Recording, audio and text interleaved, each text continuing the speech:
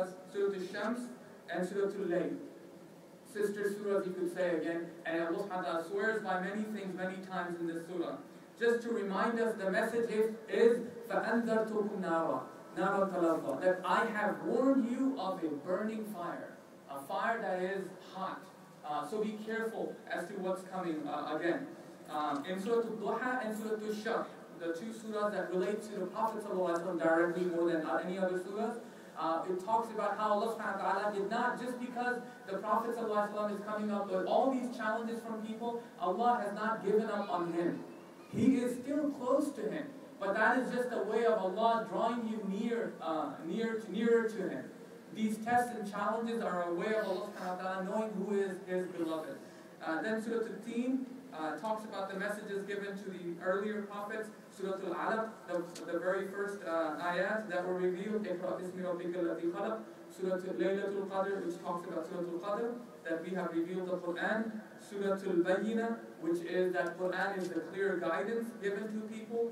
And then it talks about there are four surahs, Zulzila, Adiyat, Al-Qari'ah, and At-Takasur. These four surahs talk about the life of this world and the Day of Judgment. How fleeting this life of this world is, and how Day of Judgment is approaching, and what men will have on the Day of Judgment.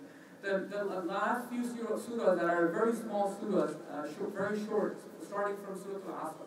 It reminds us again, and the moral degradation that people would have if they don't believe in Allah and the last day or the teachings of the Prophet ﷺ. So it gives you the four conditions that for us to be not to be amongst those who fail, right? إِلَّا الَّذِينَ آمَنُوا وَعَمِلُوا الصَّالِحَاتِ وَتَوَاصَوْا بِالْحَقِّ وَتَوَاصَوْا بِالصَّبْرِ. We must know these four conditions. Then Surah Al-Humazah, what would happen to those people who الَّذِي جَمَعَ مَالَهُ وَعَدَّدَهُ? He always, is more worried about gathering wealth and counting the wealth.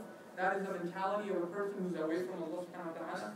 Surah Al-Fil, the elephant, right? When the elephants came to the city and they tried to destroy, the same Allah subhanahu wa ta'ala who protected the Kaaba, He also protected His messenger. You can't fight with Allah. You cannot try to destroy His house, nor His messenger sallallahu alaihi wasallam. Surah Quraysh talks about the gift that Allah subhanahu wa ta'ala gave the people of Quraysh, that He gave them food when people went around them hungry, and He gave them security when everybody else was in fear. And then Surah Al-Ma'un talks about, again, the moral degradation if you don't believe in Allah. فَذَلِكَ الَّذِي يَدُعُّ الْيَتِيمَ. Who is this person who pushes away the yatim, the orphan? The one who does not أَرَأَيْتَ الَّذِي يُكَذِّبُ بِالدِّينِ, who does not believe in the Day of Judgment. And that's what happens when you don't have this moral accountability. Surah Al-Kawthar, the smallest surah, talks about how He has given, Allah subhanahu wa ta'ala has given the Prophet ﷺ in abundance good. Surah Al-Kafirun talks about lakum dinukum waliya din. And this ayah to you is your religion and to me is mine, is not for Muslims to be using against one another. It's talking to people who deny, who have done kufr, who have actually denied Allah and His message. Right? It doesn't mean that if you're Hanafi and then you're Shafi'i, you say lakum dinukum waliya din. Okay, this does not work that way. This is talking about the first ayah, qul ya ayyuhal kafirun. Oh, you, those who you disbelieve, not Ya Shafi'i or Ya Maliki or something like that. Surah Al-Nasr, إِذَا جَاءَ نَصْرُ اللَّهِ وَالْفَتْحُ, the last complete surah that was revealed to the Prophet ﷺ. And the message is given to him, and the message is given to the Ummah. Read this ayah. فَسَبِّحْ بِحَمْدِ رَبِّكَ وَاسْتَغْفِرْ. So glorify your Lord with His praise and seek forgiveness. إِنَّهُ كَانَ تَوَّابًا. Surely He is the one who accepts tawbah. So this is a message to the Prophet ﷺ before he passed away, and this is the same message to all of us. And then Surah Al-Masad, which talks about the uncle of the Prophet ﷺ, family troubles. See, the Prophet ﷺ went through a lot of family troubles. Surah Al-Ikhlas, قُلْ هُوَ اللَّهُ أَحَدٌ. This is the gist of the message of the Quran. 1/3 of the Quran talks about Tawheed. And this is what Al-Ikhlas is talking about, that God is one. And Surah Al-Falaq and Surah Al-Nas, these are two surahs that we should recite every single night, and our children should also recite before they go to bed.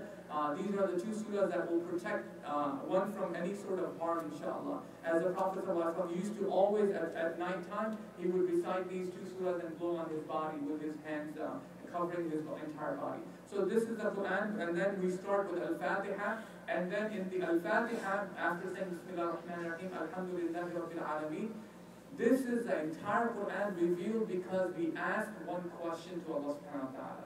And that question is in the ayah that is in the form, Ihdina siratal mustaqim.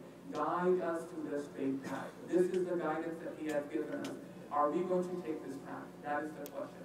وَأَقُولُ قَوْلِي هَذَا وَأَسْتَغْفِرُ اللَّهَ لِي وَلَكُمْ وَلِسَائِرِ الْمُسْلِمِينَ